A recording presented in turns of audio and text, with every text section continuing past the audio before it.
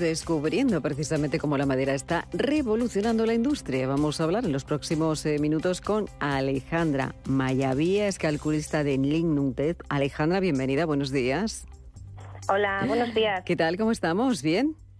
Muy bien, ¿Todo gracias. bien? Bueno, hablamos, como decíamos, de la madera, Alejandra. Hay muchos, pues mucho por descubrir, ¿no?, en torno a esta industria, pero cada vez que hablamos de madera, claro, ¿qué tipos o qué especies de madera existen también en España, ¿no? ¿Cuáles son las que son óptimas precisamente para ese uso estructural en las construcciones? Pues mira, en el mundo existen unas 16.000 especies que se denominan como maderables aproximadamente, ¿no? De las cuales pues 2.000 de ellas son de lo que se denomina carácter comercial. En España se comercializan unas 100-150 especies de ellas. Y de estas especies disponibles, solo algunas de ellas están caracterizadas. La caracterización es un proceso de normalización que permite asociar unas propiedades físicas y mecánicas de una especie con una procedencia determinada. Uh-huh. Además, es una manera de... Perdona. No, quería preguntarte sobre esas propiedades precisamente físicas de las que estabas hablando, ¿no? Y de esas mecánicas que tienen esta especie. ¿Cuáles son? ¿Cuáles son esas propiedades, Alejandra?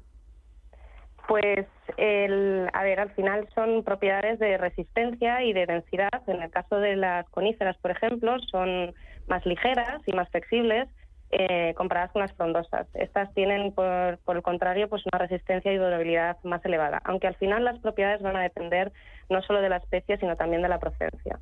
Uh-huh. ¿Cómo se determina precisamente la clase resistente o la clase de resistencia de la madera estructural? Tú que eres además calculista.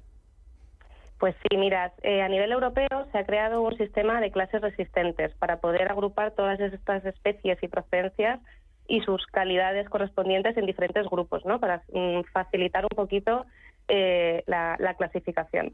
Y nos da un poco pues información sobre todas estas propiedades que estamos hablando y emplear estos valores de resistencia en las fases iniciales de un proyecto de estructuras cuando aún no se conocen ni la especie ni la procedencia de la madera. Uh-huh. ¿Qué importancia, por ejemplo, tiene, Alejandra, la madera como material estructural frente a otros empleados o de los que se emplean en la construcción tradicional? Pues principalmente que se trata de un material que es fácilmente trabajable, que es muy ligero y sobre todo que es renovable, ya que se regenera de forma continuada. Además, el empleo de este material promueve pues el cuidado de los montes y previene pues que haya, por ejemplo, incendios, ¿no? Que es una de las cosas que se comenta mucho. Uh-huh. ¿Y qué similitudes tiene, por ejemplo, guarda con respecto, por ejemplo, a otros materiales estructurales? ¿Cuáles son también estas diferencias?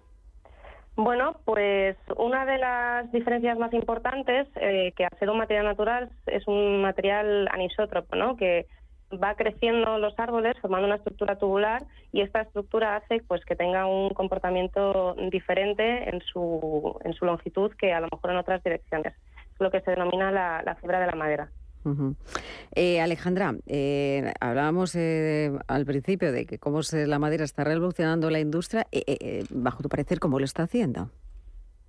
Bueno, pues al final es un material que se está empleando cada vez más, que se está industrializando cada vez más y también se están creando cada vez pues más normas que nos dan a los proyectistas herramientas para poder hacer un diseño y poder aprovechar este material de la naturaleza que tiene tantas posibilidades, ¿no? Uh-huh. Y tanto futuro. Uh-huh. ¿Cuál va a ser esta evolución de futuro? Hablamos de mirar estos materiales, ¿no? En otros países también lo hacen, quizás nos lleven la delantera, pero aquí en España, ¿cuál es la evolución? ¿Cuál puede ser? Bueno, pues en los últimos años cada vez se está utilizando más, se está creando mucho más mercado y los proyectistas cada vez tienen más experiencia y más conocimiento sobre este material y yo creo que al final es sin duda un material del futuro. Uh-huh. Alejandra, hablábamos de calculista, ¿no? Y estábamos aquí en la mesa diciendo, bueno, ¿qué hace una calculista en una empresa como es el Lignum-TED? Bueno, pues al final pues es un poco lo que sería, igual que se calcula la estructura de un proyecto normal, de un edificio de viviendas, pues nosotros lo que hacemos es calcular pues nuestros sistemas industrializados y para los diferentes proyectos, ¿no? Al final, como son partes del edificio, pues también hay que verificar que efectivamente pues cumple con todos los requisitos normativos y además pues teniendo en cuenta sobre todo también todas las fases, ¿no? Cuando se industrializa un sistema también hay que transportarlo, también hay que izarlo en la obra y esas fases también se tienen en cuenta en el diseño estructural de los sistemas.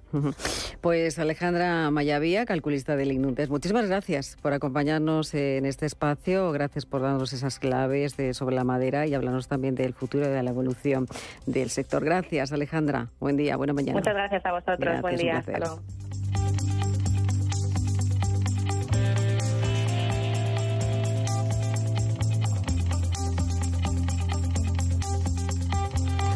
Bueno, pues seguimos aquí